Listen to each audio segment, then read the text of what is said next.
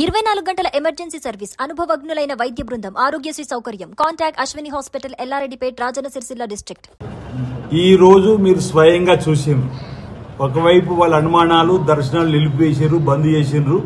అంటే మీరందరూ స్వయంగా చూసారు, దర్శనాలు కొనసాగుతున్నాయి. ఎప్పుడైతే ఆలయంలో విస్తీర్ణ పనులు జరుగుతున్నప్పుడు భక్తుల సేఫ్టీని దృష్టిలో పెట్టుకొని భక్తులకు ఎలాంటి ఇబ్బందులు తలెత్తకుండా ఉండాలని చెప్పి ముందస్తు జాగ్రత్తగా మీరు ప్రాచీన కాలం భీమేశ్వర ఆలయాలు కూడా ఏర్పాటు చేసినామని చెప్తున్నాం. అంటే ఇప్పుడు మనం పనులు చేసిన ఇంతకుముందు చెప్పిన 120 నుంచి 150 ఫైల్స్ గుంతలు తవ్వాలి, 64 నుంచి 70 పిల్లర్లు లేపాలి, వాటిపైన అన్నిటి మండపాలు కట్టాలి.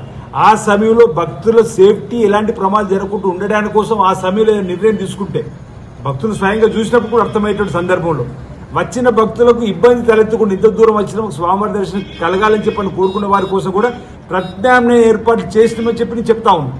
దయచేసి మా ఈ అంశాన్ని గమనించవలసిందిగా మిమ్మల్ని భక్త జనవల్ని కోరుతా ఉన్నాం. ఈరోజు ఆలయం అనేది బంద్ ఉండదు, ఆలయం అనేది మూసివేతి ఉండదు. ఆలయం యథావిధిగా పూజా కార్యక్రమాలు కొనసాగుతుంటాయి. దర్శనాలకు సంబంధించి పనులు జరుగుతున్న వేళ ఇల్లు నిర్మాణం చేసుకున్నప్పుడు ఆ ఇంట్లో ఉండలేము అనేటువంటి పరిస్థితి కలిగిన రోజు ఏ విధంగా బయటకు పోతామో ఆ సందర్భంలో మాత్రమే ఇప్పుడు వచ్చిన వారికి అర్థమవుతుంది, మాకు అర్థమవుతుంది, మీకు అర్థమవుతుంది. ఏదైతే 120 నుంచి 150 ఫైల్స్ గుంతలు దవ్వి అండర్ గ్రౌండ్ లో గట్టి ధర అత్యంత వెళ్లేటువంటి సందర్భంలో కానీ పెద్ద పెద్ద మిషనరీస్ ఉండి పిల్లర్స్ లేపినప్పుడు కానీ స్లాబ్లు వేసినప్పుడు కానీ అక్కడ పరిస్థితి లేనప్పుడు అందులో పోలేని పరిస్థితి ఉన్నప్పుడు మాత్రం వచ్చిన భక్తులకు ఆల్టర్నేటివ్ మేము భీమేశ్వరాలు ఏర్పడేసినాం. అంతవరకు ఈరోజు మీరు చూసారు. ఈరోజు అక్కడ పనులు ఏం లోపల జరుగుతలేవు కాబట్టి భక్తులు దర్శనం చేసుకున్నారు. వాళ్ళకి ఈరోజు ఒక ధర్నానా లేకపోతే వాళ్ళకు రిప్రజెంటేషన్, వాళ్ళకు భక్తుల ఆలోచనకు అనుగుణంగా భక్తుల విశ్వాసాన్ని కల్పించే ఒక రిప్రజెంటేషన్ ఇచ్చినప్పుడు కూడా మా వాళ్ళు చూపించారు ఈ రోజు జరుగుతుందని చెప్పండి. ఇక్కడ దయచేసి భక్త జనాలు గమనించబడుతున్నాం. ఆలయ విస్తీర్ణ పనులు జరిగే క్రమంలో, ఆలయ అభివృద్ధి జరిగే క్రమంలో వచ్చేటువంటి ఇబ్బంది ఉన్నటువంటి సందర్భంలో మీకు భీమేశ్వర ఆలయంలో దర్శన భాగ్యాన్ని కల్పించడానికి రాష్ట్ర ప్రభుత్వం అన్ని ఏర్పాటు చేసింది. దయచేసి ఈ అంశాన్ని గమనించవలసింది నీ పేరు పేరున విజ్ఞప్తి చేస్తా ఉన్నాను. వాగర్ధావివ సంపృక్తౌ వాగర్ధ ప్రతిపత్తయే జగత పితరో వందే పార్వతీ పరమేశ్వరౌ.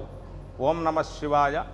దక్షిణ కాశీగా ప్రసిద్ధిగాంచినటువంటి వేములవాడ శ్రీ రాజరాజేశ్వర స్వామి మహాక్షేత్రం యుగ యుగాలుగా విరాజిల్లుతున్నటువంటి మహాక్షేత్రం.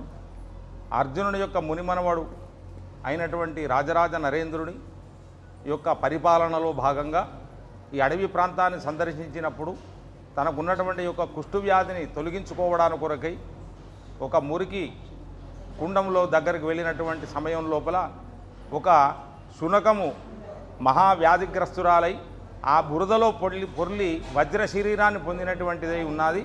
ఆ దృశ్యాన్ని చూసినటువంటి యొక్క రాజరాజ నరేంద్రుడు ఆ బురదను కూడా తన శరీరానికి పూసుకొని వజ్ర శరీరాన్ని పొంది ఇందులో మహత్యం ఉందని చెప్పి ఆ యొక్క కూపాన్నంతా కూడా తవ్వించినాడు. దాంట్లో ఈ యొక్క రాజరాజేశ్వర స్వామి విగ్రహం మనము బయటకు రావడం జరిగింది. అదే ధర్మగుండంగా పిలుస్తున్నాము. లక్షల మంది భక్తులు ఎన్ని కరువు కాటకాలు ఉన్నప్పటికీ కూడా ఈ యొక్క ధర్మగుండంలో స్నానం ఆచరించి అక్కడ నీళ్లు చల్లుకున్నంత మాత్రముననే వాళ్ళ యొక్క రోగాలు, వాళ్ళ యొక్క మానసిక వేదలన్నీ కూడా తొలగిపోయినట్టు వాళ్లే చెప్తున్నారు. కనుక భక్తులే చెప్తున్నారు.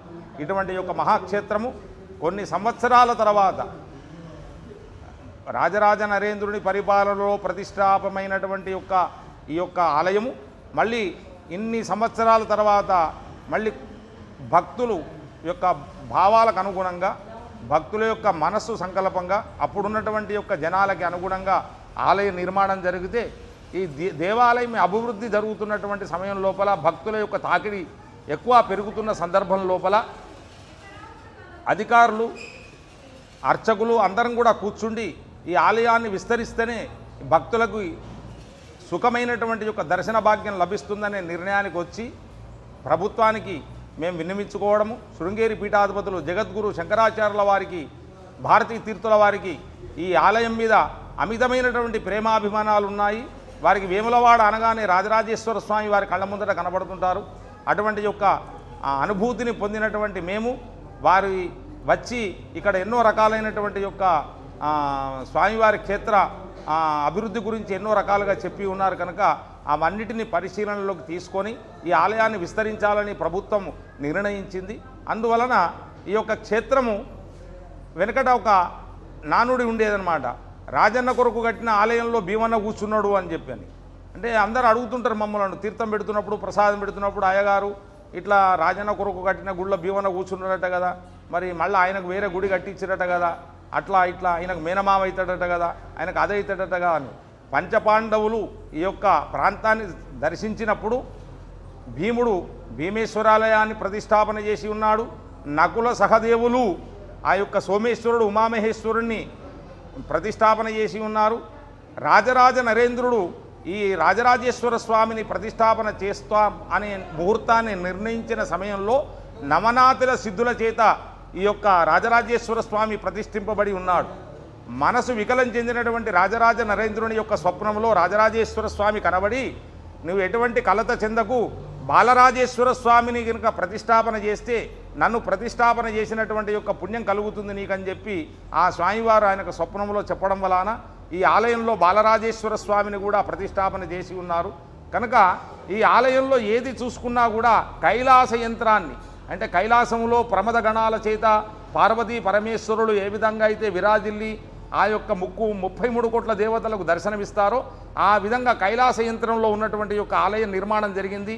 జ్వాలాముఖి, వీరాంజనేయుడు, కాలభైరవుడు, వీరభద్రుడు, భాస్కర క్షేత్రం అంటానికి సూర్యనారాయణమూర్తిని, వీరభద్రుడు, ఈ విధంగా ఏకాదశి రుద్రుడు, జ్వాలా నరసింహస్వామి, అదేవిధంగా మహిషాసురమర్దిని, బాలా త్రిపుర సుందరి, ఇటువంటి యొక్క దేవాలయాలు, సుబ్రహ్మణ్య స్వామి, దక్షిణామూర్తి, ఇటువంటి దేవాలయాలన్నింటినీ కూడా నిర్మాణంలో భాగంగా నిర్మించడం జరిగింది. ఇప్పుడు ఆలయ విస్తరణలో భాగంగా కూడా భక్తుల కోరిక మేరకు ఈ ఆలయాన్ని విస్తరించాలనేటువంటి దృక్పథంతో ప్రభుత్వం నిర్ణయం తీసుకుంది. కనుక కొన్ని అక్కడ ఉన్నటువంటి వసతులు, అంటే మనకు అక్కడ ఆలయం నిర్మాణం జరుగుతున్న సమయం లోపల పెద్ద పెద్ద క్రేన్లు కానీ లేదా ఇతరత్ర ఆ పిల్లర్లు వేయడం కానీ, పెద్ద పెద్ద పిల్లర్లు వేయడం జరుగుతుంది. వాటి కొరకు గొంతలు తవ్వడం జరుగుతుంది. ఆ సమయం లోపల ముసలి వాళ్ళు, కాళ్ళు చేతులు లేని వాళ్ళు దర్శనానికి వస్తుంటారు. ఈ సమయమునందు అప్పుడు ఆ తాత్కాలికంగా అప్పుడైతే ఏదైతే అవసరం ఉందో ఆ మందమే ఆపుకోవడం జరుగుతుంది తప్ప ఎటువంటి భక్తులకు విఘాతం కలిగించేటువంటి ప్రయత్నం ఎన్నడూ జరగదు. అందరి అపోహలు నమ్మవద్దు. ప్రజలలో ఒక వెళ్ళిపోయిందన్నమాట స్లోగన్, ఏంది ఆలయం మూసేస్తున్నారు. మూసేసుంటే కరోనా సమయంలోనే మూసేయలేదు, రోజుకు 1000 మంది చచ్చిపోతున్న సమయం లోపలనే ఆలయం మూసేయలేదు. ఇప్పుడు మేము మూసేస్తున్నాం అని చెప్పి పుకారులు ఇవ్వడం కాదు. స్వామివారికి ప్రత్యేకమైన పూజలు, అంటే ఆంతరంగికంగా జరిగేటువంటి యొక్క ఆలయ అర్చనలు ఏది పడగొట్టకుండా స్వామివారికి గోపూజ ఉదయము, మరియు స్వామివారికి ప్రాతకాల పూజ, అమ్మవారికి సహస్రనామ పూజ, త్రిపుర సుందరికి పూజ, సోమేశ్వరుడు అనుబంధ దేవాలయాల్లో ఉన్నటువంటి యొక్క పూజలన్నీ కూడా యథాప్రకారంగా జరుగుతుంది.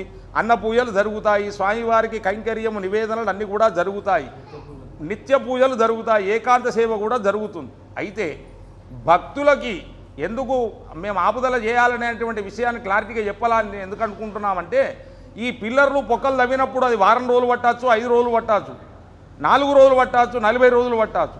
ఈ ముసలి వాళ్ళు, కుంటి వాళ్ళు, చాతగాని వాళ్ళు ఈ లైన్లలో వస్తున్నప్పుడు ఏదైనా విఘాతం కలిగితేనే భయభ్రాంతులకు గురై మేమే కనుక కొద్దిగా ఆపి ఆ పని చేసుకునేంతసేపు కొద్దిగా ఆపుదామనే ఆలోచన తప్ప మూసేస్తారు, బంద్ చేస్తారంటే అదంతా అవాస్తవాలు నమ్మకండి. అది ఎవరి తరపున కాదు, మా ఆలయ తరపున మా అర్చకులందరం కూడా ఏకీకృతమై చెప్తున్నాము. ఆలయము మూసివేయడం అనేటువంటిది జరగదు. ఆలయం ఎప్పుడు తెరిచే ఉంటుంది.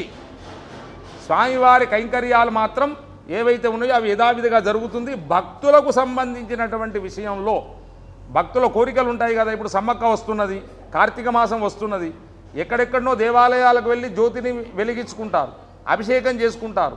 అటువంటి భక్తులందరూ ఇక్కడికి వచ్చి స్వామివారిని దర్శించి జ్యోతులు వెలిగించుకోండి, కార్తీక మాస పూజలు చేసుకోండి. సమ్మక్కకు వచ్చేటువంటి భక్తులందరూ కూడా ఇక్కడ కోడముక్కులు చెల్లించుకోండి. అన్న పూజలు, అభిషేకాలు అన్నీ కూడా జరుపుకోవాల్సిందిగా మేము కోరుతున్నాము. అంతేకాకుండా కూడా ఈ ఆలయం చెరువు 34 ఎకరాల చెరువు తీసుకోవడం జరిగింది విస్తరణలో భాగంగా. ఈ చెరువుకు ఆలయానికి ఎత్తున ఉన్నది దేవాలయం కనుక అవి పనులు జరుగుతున్నప్పుడు అవన్నీ కూడా కదలడం జరుగుతుంది. జరిగినప్పుడు వీళ్ళు ఎట్లా వెళ్తారు అక్కడికి? ఆ సమయానుకూలంగా భక్తులకు ఏ విధంగా ఇబ్బంది కలగకుండా ఆలయ అధికారులు అప్పటికప్పటికే ఆలోచించి భక్తుల సౌకర్యార్థం ఏర్పాటు చేస్తుంటారు. అక్కడ దర్శనం మాత్రం ఏర్పాటు చేస్తుంటారు. ఏదో కొన్ని రోజులు మాత్రం ఒక 4 రోజులు 5 రోజులు 10 రోజులు అప్పుడు మందం ఆ ఇబ్బంది కలిగిన రోజుల్లో మాత్రమే ఆపుదల చేస్తారు తప్ప దేవాలయం పూర్తిగా మూసేస్తున్నారనేటువంటి ఈ యొక్క ఏదైతే ప్రజలలోకి వెళ్ళిపోయిందో అది అవాస్తవము. కనుక దాన్ని ఎవరు కూడా నమ్మకండి. మంచి ఎన్నో ఏళ్ల నుంచి పురాతనమైనటువంటి భీమేశ్వరాలయం ఇన్ని సంవత్సరాలకు రాజేశ్వర స్వామి దేవాలయం అభివృద్ధి ఎట్లా జరుగుతుందో భీమేశ్వరాలయం అదేవిధంగా అభివృద్ధి జరుగుతుంది. ఇంత షార్ట్ పీరియడ్లో అంటే ఇంత తొందరగా స్వామివారికి ఇక్కడ భీమేశ్వరాలయం ఇంత అభివృద్ధి జరుగుతుందంటే మేమే ఆశ్చర్యపోతున్నాం. కనుక భగవంతుని యొక్క అనుగ్రహము ఆ అధికారుల మీద ఉండి ఎవరి ప్రజలలోకి ఎటువంటి చెడు ఆలోచన రాకుండా రాజరాజేశ్వర స్వామి మంచి ఆలోచన సద్బుద్ధిని కలిగించి ఈ దేవాలయం యొక్క అభివృద్ధికి అందరూ తోడ్పడాలని చెప్పి కోరుకుంటున్నాము.